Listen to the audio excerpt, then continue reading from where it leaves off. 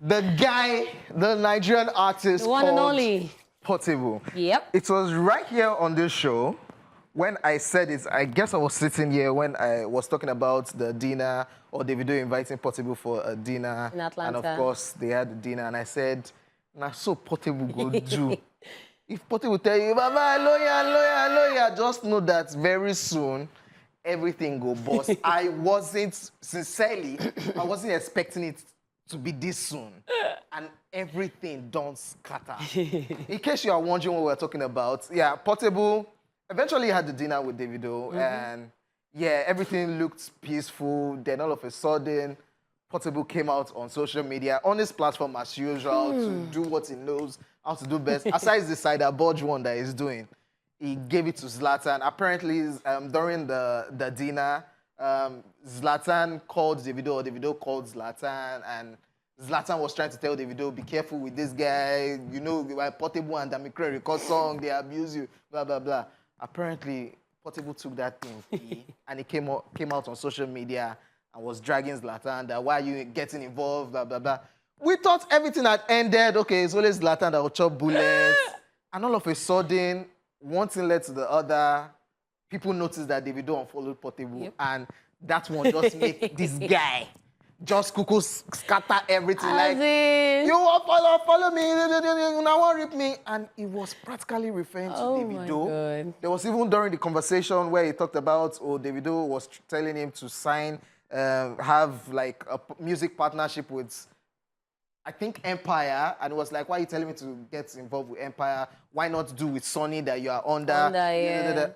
Like, Portable just went all out that you people are trying. It's not the same hustle we are hustling. I came to America. It's just featuring and want. Instead of you to featuring. Olamide, give me featuring. You know if you give me featuring.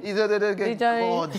Portable, we expected this to be like maybe a month later, but not just the same week. I'm shocked. So I feel like Portable doesn't waste time anymore. Like, he hits the nail on the head every AK market day. Doesn't take his time. And you already predicted it. You said it. I remember that day. You said it, that for him to say loyal, that word, loyal, something was coming up. And now it has happened. You know, just in the space of 1 week, everything went fast. Wahala. Portable. I guess with this attitude, people will be scared to really want to associate with him, because they'll be scared that maybe one small thing and it might just blow everything out of proportion and call you out. Is it a good thing? Because the boy doesn't want to be ripped, and at every given opportunity, he gets to air his mind, and I don't know. I don't know. But Zlatan should have calmed down. I should have let Davido get back now. Zlatan collected B-Banks that used to produce for Olamide. They met in the US. B-Banks collected as a producer. I say, you carry production, come my team. You can't the converting to like. Oh my goodness. Do not just offend Portable. Once you cross his path, you collect. I was having this conversation with J-Paul yesterday. They said, the only person who never collects from Portable and Burna Boy, they fear Burna Boy. I now referred J-Paul back to when Portable called out Burna Boy, because Burna Boy was now using Akoi Grace. Yeah, Nami. He now said, I think there was one Portable outfit that Burna Boy now said, I will use it as my album cover. I want to. Portable gave Burna Boy like, Akoi, you know they use my slang. Now me come out with slang. Featuring, maybe we featuring. That's what Portable just wants. Featuring. So that's the thing. Portable doesn't want to be ripped, and he wants you to give honor to whom honor is due. So that's Portable. Don't rip him. Don't look for his trouble, and he will not come. And he just wants featuring. Featuring. Okay, yeah. And that begins our entertainment news. We also have this one for you. Ruga reveals why he squashed his beef with Benson. Nigerian singer Ruga has come out to reveal the reason he squashed his beef with Benson, formerly known as Buju. If you would recall, Ruga and Benson had a very public, controversial beef which went on for a period of time until it was eventually squashed. During an interview on Beat FM, Ruger said the issue with Benson was fueled by fan comparison, which he believes is not always negative. Sadly, it led to a beef between them. He said, and I quote, "Comparison is a killer of joy, but it's necessary for the game. This is what is entertaining these people. The arguments and all that, we look beyond that and ask, How can we push good music together? Because there's a lot of distractions now in the music space. So people are releasing things that are not good, but there isn't money to push it and it's flying. If you look at the R&B project, it's very good music, end of quote. And I totally agree. Yes, most def. That project is really amazing. I like the part whereby I think it's growth. Yeah? Yeah, you might let it get to your head, and I think once in a while it gets to Benson when people start to compare, and Benson always falls into that trap. And that's what they try. I think they tried doing it recently, and it stopped them. Was it the one that said, "Don't compare me with Ira Star"? Ira Star, yeah, it was the one, Benson. yes. Yeah, growth is coming in. Yeah, fans is like what Ruga said, and I've said it before. It's good for the culture, that comparison, but know when to draw the line that it shouldn't affect your relationship with whoever they are trying to compare you with. Because last, everything are still music, are still vibes. Exactly, and the fans are where they are. Yeah. Exactly. But truly, the R&B album is amazing. The project that they released, I'm one of those people that really wanted the fight to continue, but yeah, we'll just focus on Portable for now, as Portable is giving us content. So coming from a place of you do not like joint projects between artists, what do you think about the R&B? It was a joint project. I would still say to tomorrow, just give us one song, go next year, give us one song. Don't choke us with goodness all at once. That's what It's a goodness. That's why till tomorrow, I'm not in support of Olamide and Fino. Fino, yeah, that their project. Kiss Daniel and Davido have said they want to do a joint project. True. Please do not, for me, don't do it. Don't choke us with good music all at once. They give us once in a while. Just give us go.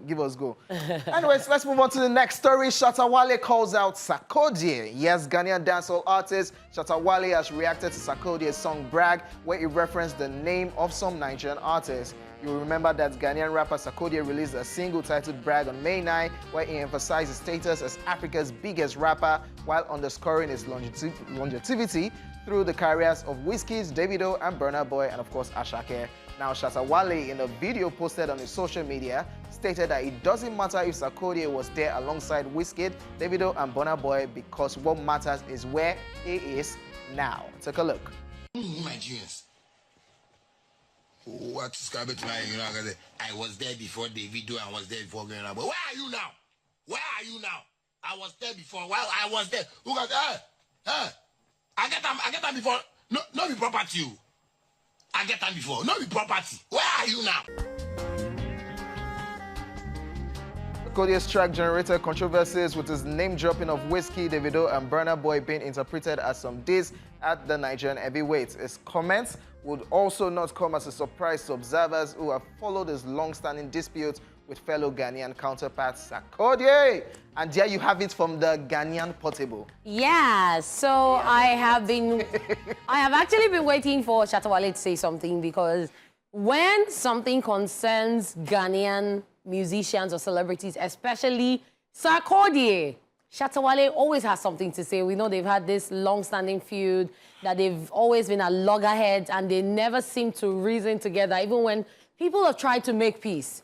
But Shatta Wale will say, no, I want violence and I want what I want. But at the end of the day, he's right. Because I get him before, no be property. No. See, no, let me land before you crucify me. Shatta! So they started together, yes, but now we're talking about where they are now. This whole thing started when we're talking about the fact that Nigerian musicians, the supposed big three or big four, were filling out arenas. And then I think recently a Ghanaian musician had a show, and it was just a box pop, and that one was just... Yeah, so at the end of the day, he had a show at one of the arenas that Nigerians have sold out, and it was a no-show because it wasn't sold out. A lot of people didn't come out. So that again brought up the idea where people were talking about Ghanaians not supporting Ghanaian musicians, and they're always bringing in Nigerians to Ghana. So that brought a lot of controversy, because they're like, why are you people always supporting these people who support each other?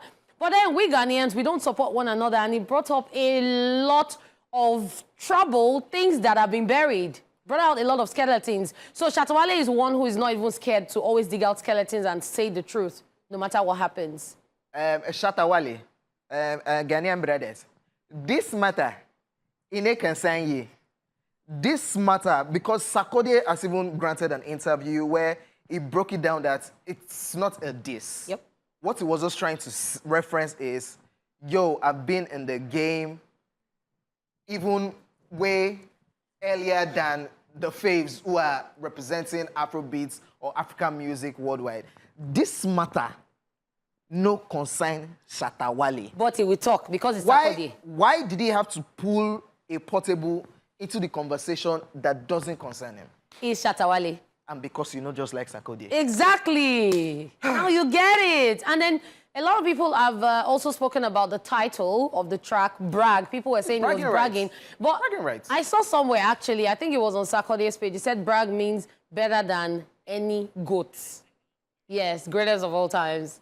Oh. So that on its own now caused another controversy. So that's why there's always one thing or the other following that track. But at the end of the day, he has dropped it. He said what he said, and we've moved on already. Shatta. May you say go release your song, make it not the... Okay, yeah, let's just move on. That was my... Shatta to shut up. That was my Ghanaian accent.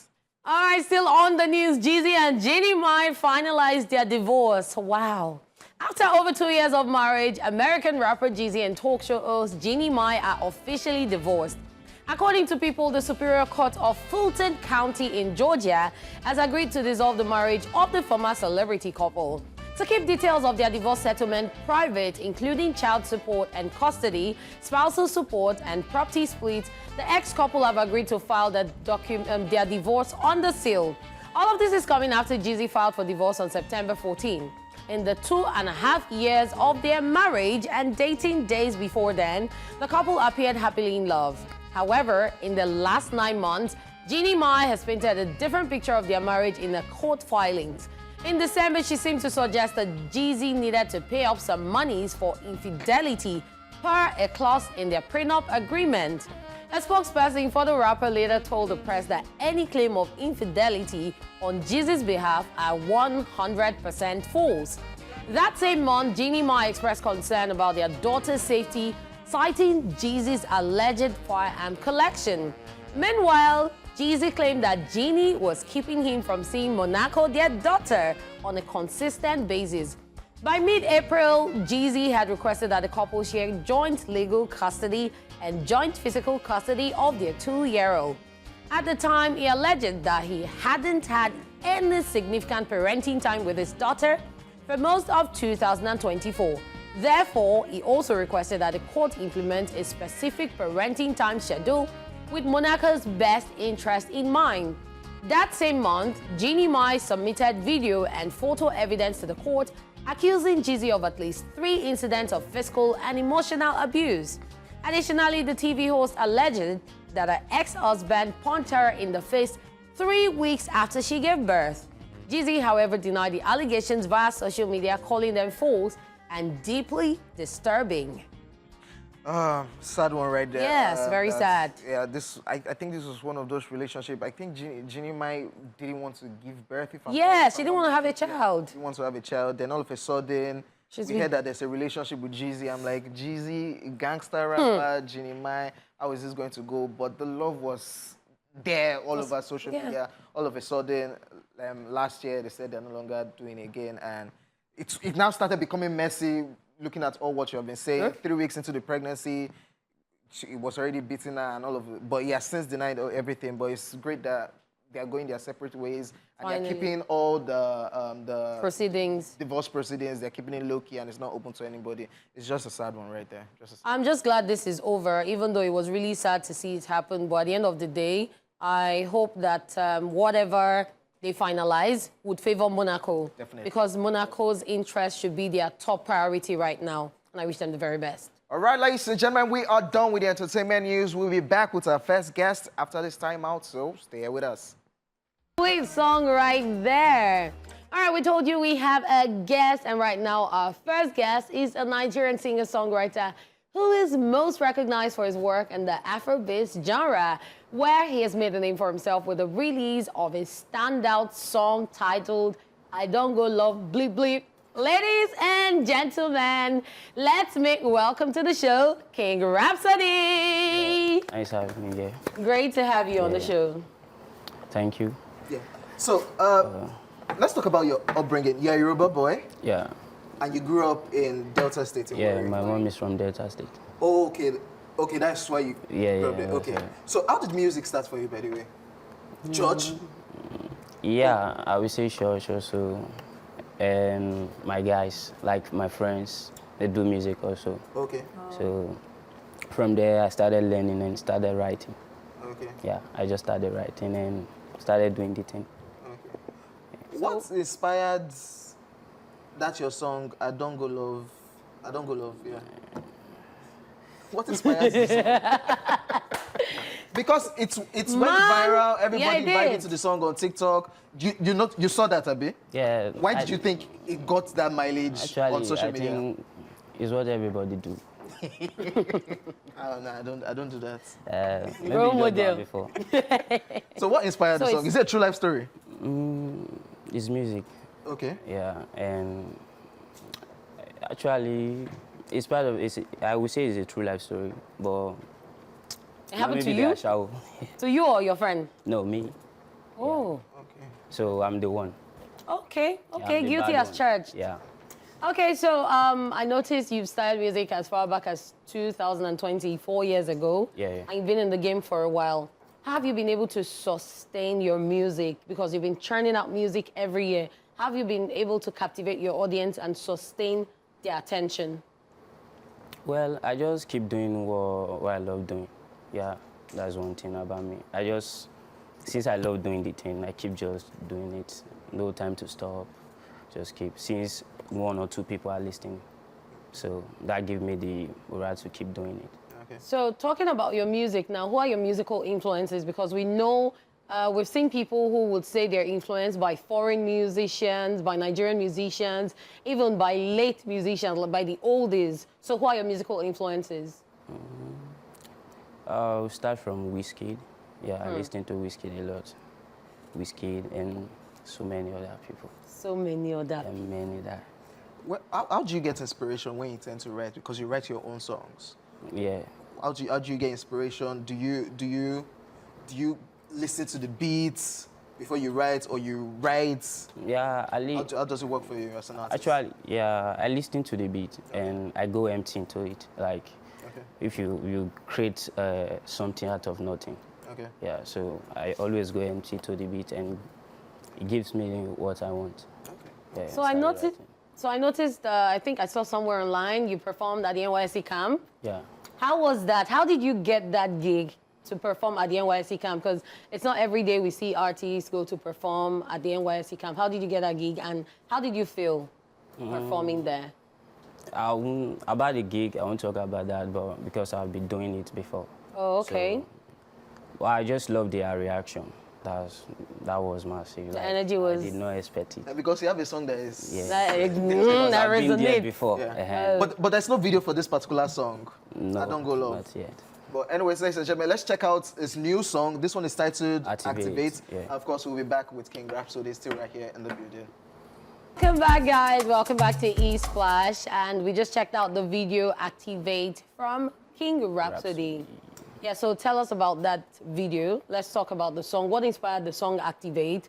And then the video we've seen in recent times, we've seen so many artists say they influenced the video director or they directed their video. What was the concept behind that video? The video. Yeah. Should we talk about the song or the video? Both, the song and the video. Okay. The song, what inspired the song? If you listen to the song, you'll understand it. I just, like when I'm writing, I like to break it down so that you get to understand. Just listening to the song, you understand, like, oh, this is what he's saying. And What my are you own story. activating? Exactly. What are you activating? That's why I'm asking. What am I activating? A good life, everything. Oh, okay. Yeah, Okay. everything should be activated, everything good. Okay. And the video? That was the director work. Yeah, I allowed the director to do his thing. Okay. Because So what are you working on now? What are we expecting from you now that this video is out and this song is out? What other projects are you working on and what should we expect? there are more projects, and actually I'm planning on dropping my EP next. Yeah. So we are working on that now. Are you planning on featuring Wizkid on your EP? If you give me verse. And others.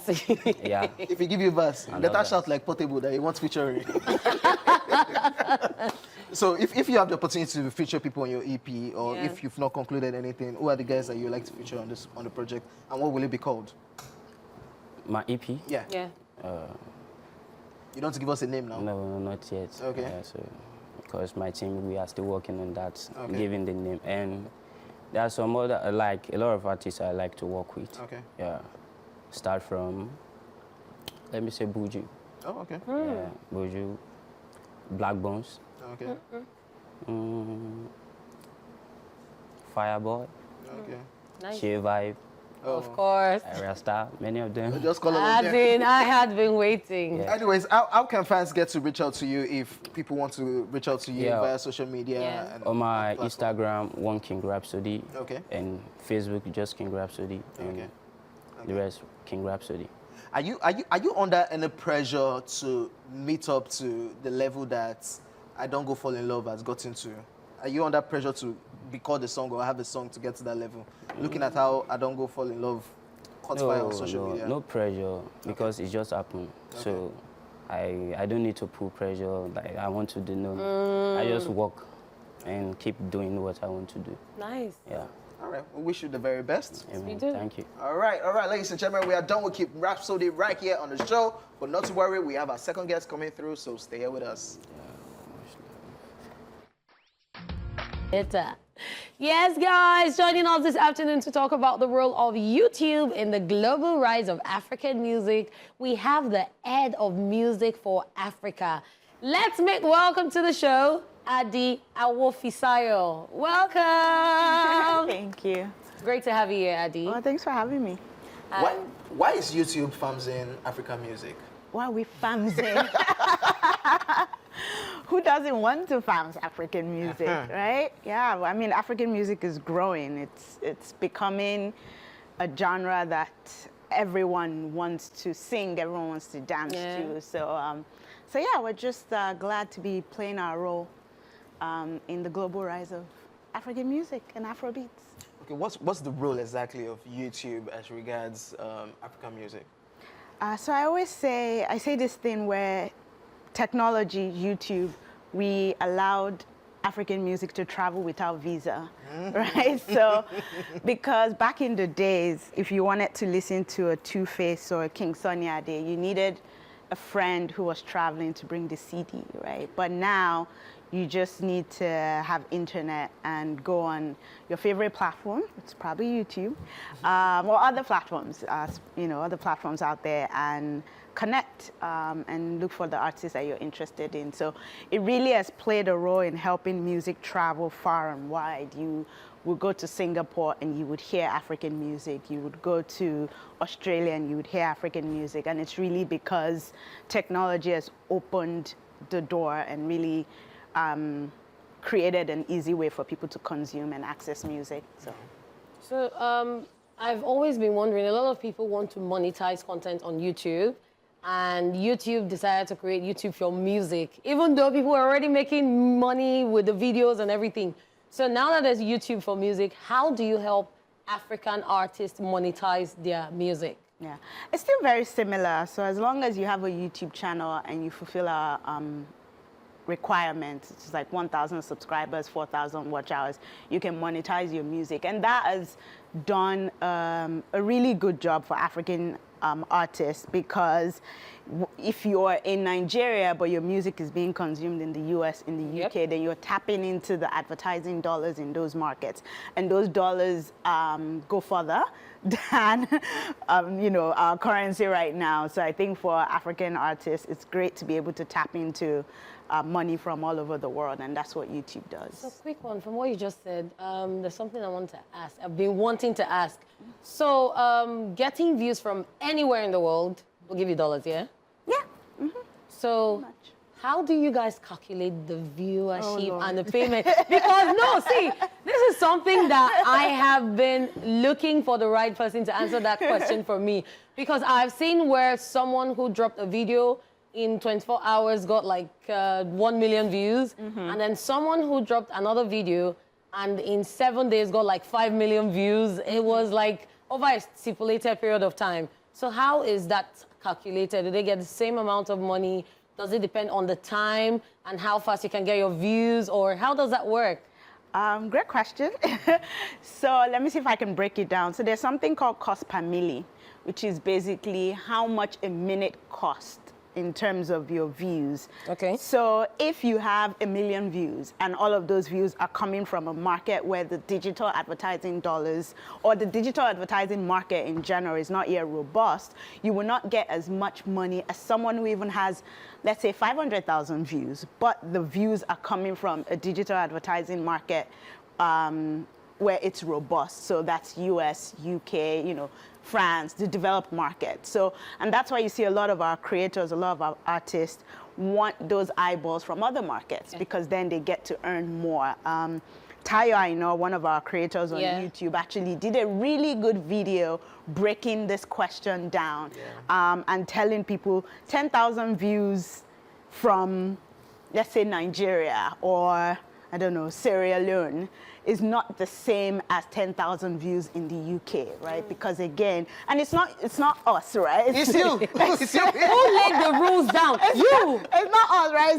It's what the advertisers are paying, right? It's what the advertisers are paying. In countries like Nigeria, Ghana, the TV is still king in terms of advertising, whereas in the developed markets, the digital advertising is probably at par, if not more, than TV budget. You see a lot more advertisers moving their money online because of the eyeballs that they get. So to answer the question in a very simple way is it's based on where your views are coming from. And if your views are coming from where there's more money, you get more money.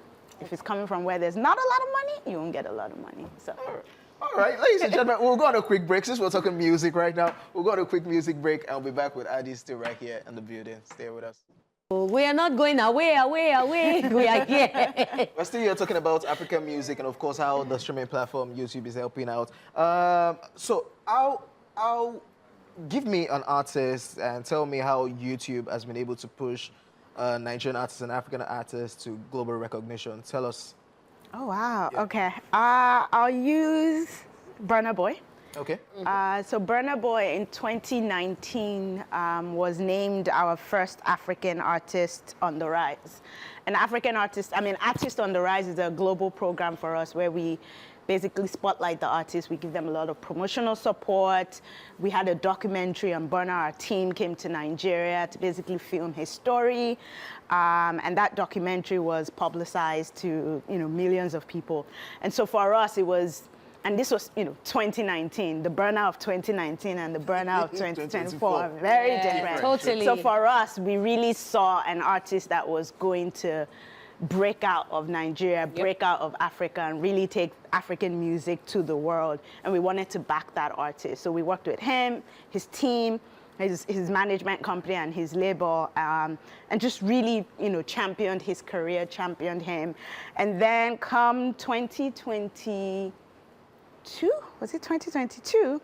He sold out the Madison Square Garden, and we live streamed that on YouTube to a global audience. And it became such a world phenomenon because a lot of people could not be in the room, right, at Madison Square Garden, but they could watch it live and be a on part YouTube, of it. So I think that's someone that we've definitely seen his progression from when we started working with him and till now. So, yeah. What other artists have you guys had affiliations with or worked with? So many. So Thames was Foundry artist. So Foundry for us is how we support independent artists, independent new artists. So Thames was Foundry in 2021. Joe Boy was Foundry also. Rema was Foundry. Who else? So it's legit. You guys are helping out. Exactly. Well, we're really looking at the talent, and before they blow, we're supporting their career and hopefully being part of that blowing journey. Okay, so we know it's not always smooth. Every time there's progress, there are always challenges. So what are the challenges you guys have faced working with African artists and trying to get them to the global space?